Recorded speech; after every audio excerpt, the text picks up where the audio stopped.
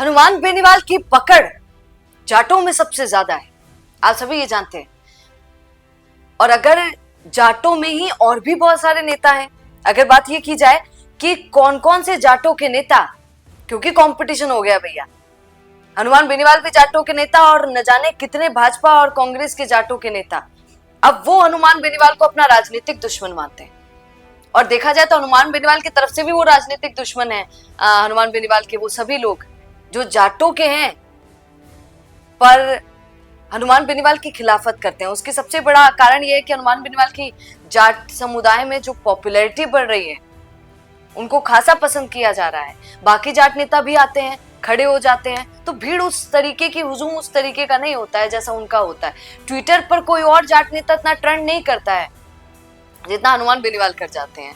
इनके अनेकों कारण हो सकते हैं, पर आज मैं आपको उन राजनीतिक दुश्मनों की बात बताऊंगी जो टक्कर देते हैं हनुमान बेनीवाल को, जो अपना कंपेटिटर जो कहते हैं वो सबसे बड़ा हनुमान बेनीवाल को मानते हैं। आज उन सब की बात हम चर्चा आप सभी से करते हैं, क्योंकि एक बात मैंने बहुत सुनी थी। कई लोग ये बोलते हैं कि हनुमान बेनीवाल मुख्यमंत्री बन सकते हैं अगर पूरे राजस्थान के जाट उनको सपोर्ट कर दें।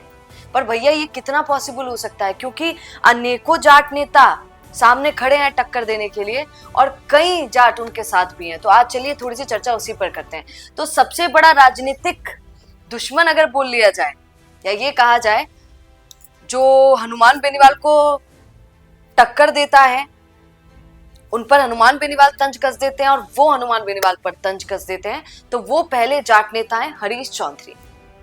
आप ये जानते हैं कि हनुमान बेनीवाल की अगर पकड़ पूरे राजस्थान में कहीं पर है तो बाड़मेर के अंदर, जैसलमेर के अंदर, जोधपुर के अंदर, नागौर के अंदर, बीकानेर के अंदर, इन सब में हनुमान बेनीवाल की अच्छी पकड़ है।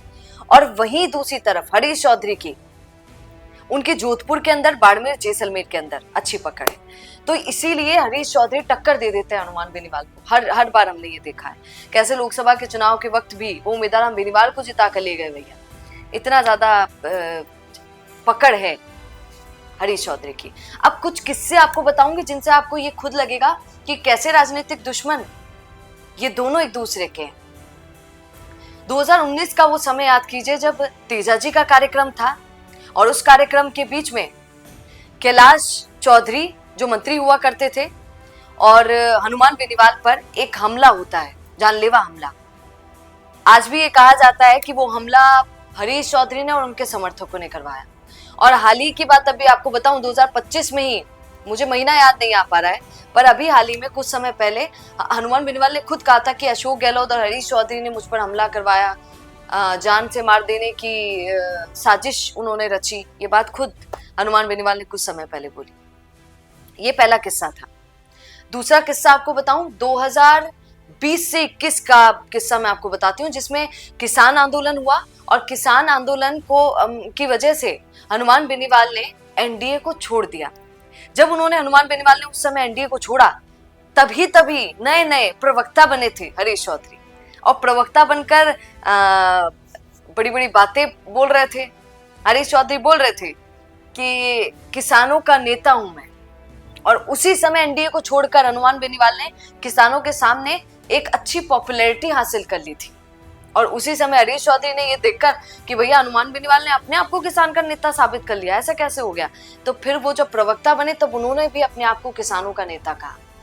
ये 2020 से 21 की बात है। एक और बात हरीश चौधरी ने बहुत बड़ी बात बोली। उन्होंने बोला था कि जो आरएलपी है वो अशोक गहलोत की बनाई हुई पार्टी, अशोक गहलोत ने ही इसको प्रायोजित किया। इतनी बड़ी बात बोलती थी कि पैसा वैसा सब अशोक गहलोत दे रहे हैं हनुमान बेनीवाल की पार्टी को। अब सोचिए आप, जो हरीश चौधरी खुद पहले अशोक गहलोत के ही खास हुआ करते थे, वो इतनी बड़ी बात बोल गए कि पार्टी को ही, आरएलपी को अशोक गहलोत की पार्टी बता दिया भैया। सोचिए आप। और इसी का पलटवार हनुमान बेनीवाल ने तब ये किया था।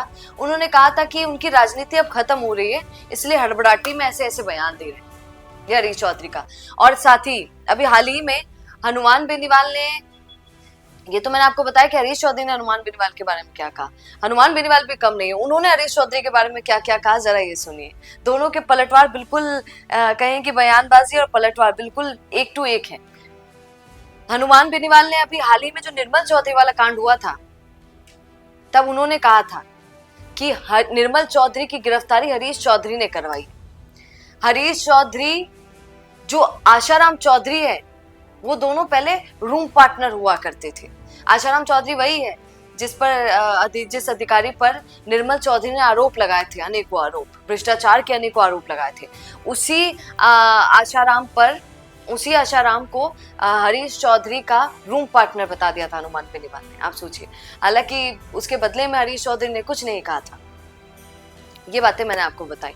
अब दूसरी बात मैं आपको बताती हूँ कि दोनों एक दूसरे से मिले भी थे एक समय पहले दुश्मन बने, दोस्त बने और फिर वापस दुश्मन बन गए। अब हरीश चौधरी हनुमान बेनीवाल दोस्त कब बने, ये सुनिए। चुनाव के समय की बात है, जब वो दोस्त बन गए थे। आप देखिए आपकी स्क्रीन पर भी कि तलवार लेकर दोनों खड़े हैं, हनुमान बेनीवाल और हरीश चौधरी। मित्रता ऐसी घनिष्ठ उस समय बताई जा रही। और खुद हरीश चौधरी ने बोला हुआ है, उन्हीं के शब्द हैं। थान सिंह ढोली जो आरएलपी से आया करते थे, उनका प्रचार करने पहुंच गए थे ये हरीश चौधरी। बोल रहे हैं आरएलपी और कैसे कांग्रेस एक साथ चल रही है, एक साथ है, वो सारी बातें हरीश चौधरी ने की। तो एक समय था जब दोनों एक दूसरे की तारीफ भी करते थे, एक समय वो भी आया जब एक दूसरे के दुश्मन हो गए। अब आप ध्यान से सुनिए, आप पंचायती राज चुनाव को ले लीजिए, आप 2028 के चुनाव को ले लीजिए, विधानसभा के हर चुनाव में हनुमान बेनीवाल को अगर कोई खतरनाक टक्कर देगा तो हरीश चौधरी होंगे। हरीश चौधरी बढ़ते हुए नहीं देखना चाहते और हनुमान बेनीवाल भी अब शायद बढ़ते हुए नहीं देखना चाहते हैं। दोनों ही एक दूसरे के कट्टर दुश्मन बने घूम रहे हैं। तो ये बात थी हरीश चौधरी की, जो सबसे पहले राजनीतिक दुश्मन अगर बोला जा सकता है दोनों को, तो वो थे जो दोनों ही आगे बढ़ने में एक दूसरे को दिक्कत कर सकते हैं। अब दूसरा नाम अगर दिमाग में सबसे पहला आता है तो वो है गोविंद सिंह डोटासरा। मैं सारे जाट नेता की बात करूंगी आज आपके सामने। वो जाट नेता जो हनुमान बेनीवाल को कड़ी टक्कर दे रहे हैं, उनके ऊपर उठने से, हनुमान बेनीवाल के ऊपर उठने से उनके दिल में ठेस पहुंचेगी सीधे सीधे। और यही सबसे खतरनाक टक्कर भी हनुमान बेनीवाल को दे सकते हैं। हनुमान बेनीवाल को इन्हीं लोगों से थोड़ा सा संभल कर चलना चाहिए। गोविंद सिंह डोटासरा, इनके साथ भी, क्योंकि ये भी कई बार, हालांकि ये बोलते तो नहीं है अपने आप को जाटों का नेता हूं, क्योंकि लोग कहते हैं कि मुख्यमंत्री बनने की आस कहीं ना कहीं दिल में छिपी हुई है गोविंद सिंह डोटासरा के, तो इसीलिए अपने आप को पर्टिकुलर एक समाज का नेता वो नहीं बोलेंगे, जो सचिन पायलट भी करते हैं। तो ये गलती कोई भी नेता नहीं करता है कांग्रेस का। तो गोविंद सिंह डोटासरा और हनुमान बेनीवाल की दुश्मनी और दोस्ती दोनों पर बात करेंगे। इनके साथ भी यही है, पहले दुश्मनी, फिर दोस्ती और फिर वापस अब दुश्मनी जैसा माहौल हो गया है। ये चुनाव के समय दोस्त हो जाते हैं जब गठबंधन होने वाला होता है, और जब गठबंधन टूट जाता है तो दुश्मन हो जाते हैं। गोविंद सिंह डोटासरा ने जब उमेदाराम बेनीवाल को अपने पाले में कर लिया, तब सबसे बड़ी ठेस लगी थी हनुमान बेनीवाल को, क्योंकि उमेदाराम बेनीवाल को अपनी तरफ करने वाला अगर कोई नेता कांग्रेस का सबसे बड़ा है तो वो गोविंद सिंह डोटासरा है। गोविंद सिंह डोटासरा ही पहली बार उमेदाराम बेनीवाल से मिले किसी के कहने पर कि भैया इनको उतार दो तो सबसे बढ़िया हो जाएगा। तो सबसे पहली बार उनसे मिले और उन्होंने सोचा कि ठीक है यार, इनको उतार देना चाहिए, उमेदाराम बेनीवाल को ये कड़ी टक्कर देंगे और इससे आरएलपी टूट भी जाएगी तो हनुमान बेनीवाल की हिम्मत भी डाउन हो जाएगी, और जब हनुमान बेनीवाल की हिम्मत डाउन हो जाएगी तो आरएलपी डाउन हो जाएगी, और वो डाउन हुई तो कांग्रेस को सबसे बड़ा फायदा। तो यही कारण था कि जब पहली बार गोविंद सिंह डोटासरा ने ऐसा किया तो ये बात सबसे बुरी लगी हनुमान बेनीवाल को, इसलिए उन्होंने तंज कसना शुरू किया गोविंद सिंह डोटासरा पर, उनको लगभग अपना दुश्मन बना लिया, राजनीतिक दुश्मन। फिर उसके बाद हम देखते हैं कि लोकसभा चुनाव होते हैं, तब तो हमारे गठबंधन के, इंडिया गठबंधन के हैं हनुमान बेनीवाल, हमारे इंडिया गठबंधन के हनुमान बेनीवाल किया करते थे गोविंद सिंह डोटासरा, और तभी उनका गमछा भी हिला था।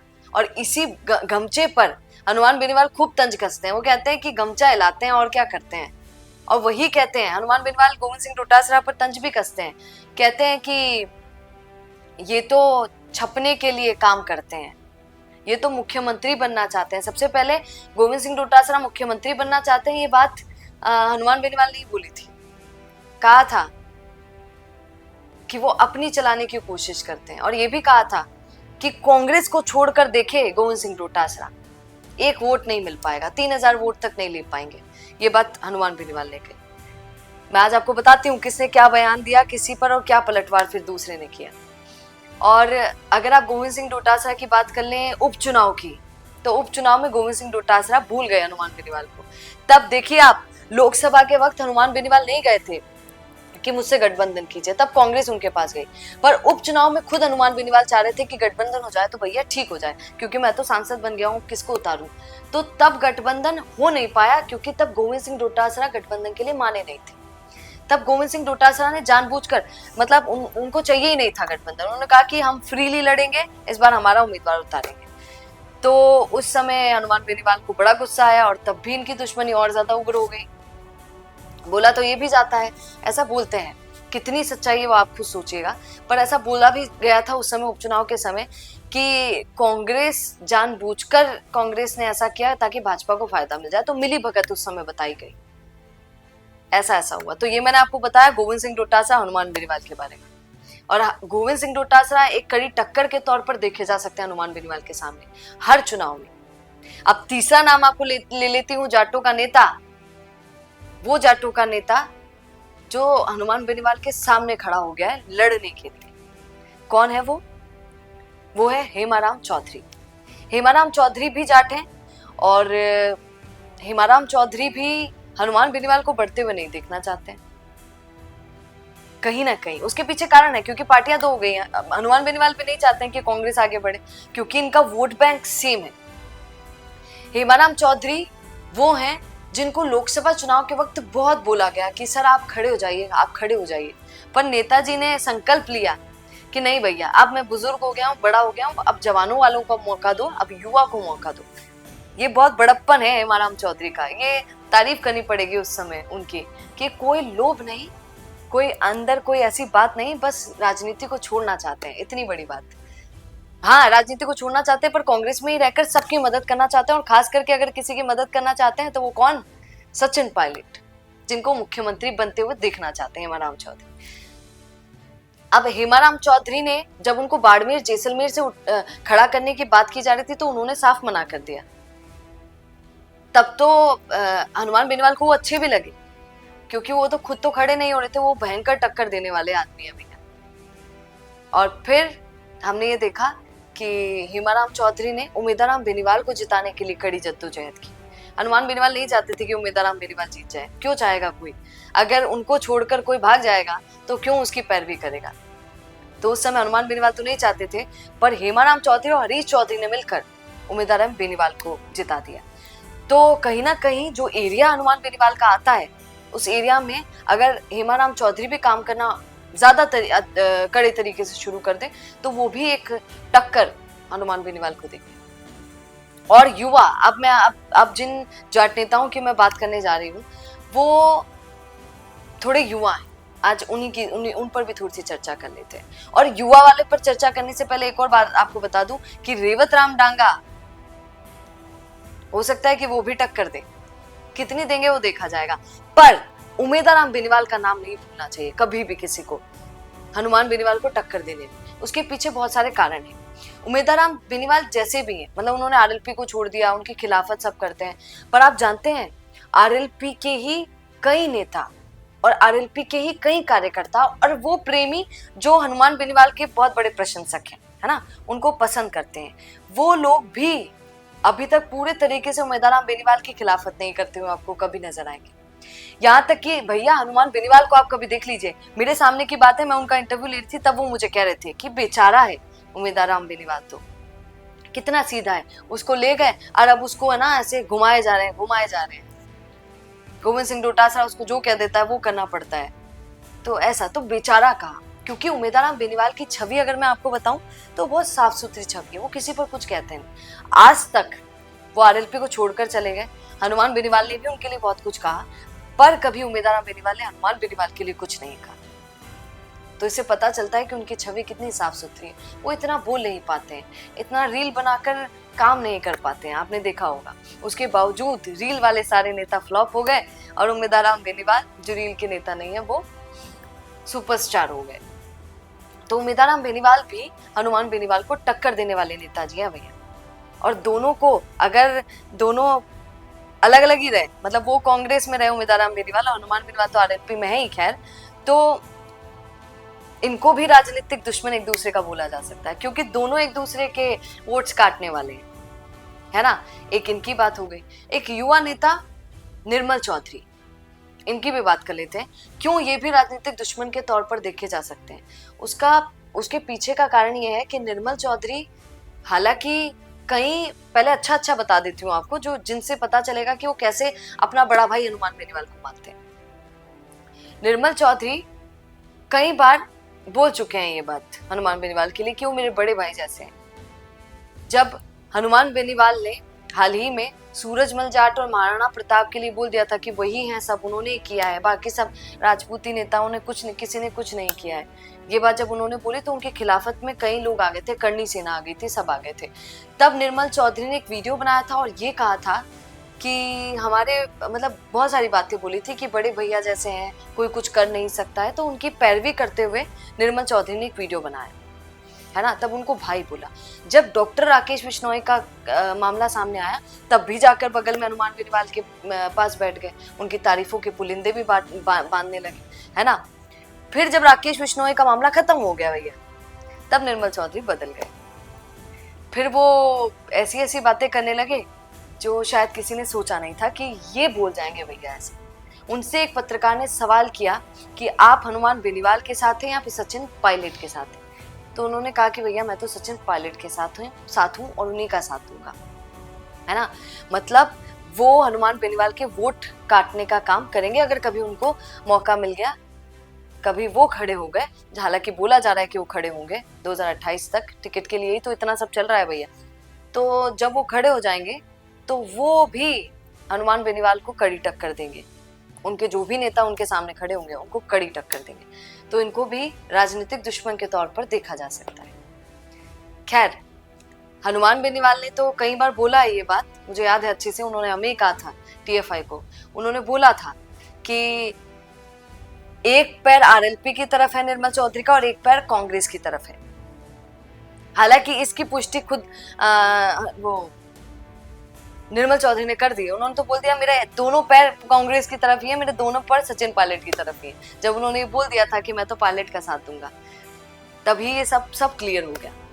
पर आज जो सारी बातें मुझे आपको बतानी थी, सारे टक्कर देने वाले हनुमान बेनीवाल को नेता जाटों में ही वो बताने थे, वो मैंने आज आपको बता दिए हैं। अब आपका इस खबर पर क्या कहना है, एक बार कमेंट जरूर कीजिएगा और बने रहिए द फैक्ट इंडिया के साथ, क्योंकि याद रखिए ये फैक्ट्स पर बात करता है भैया। नमस्कार।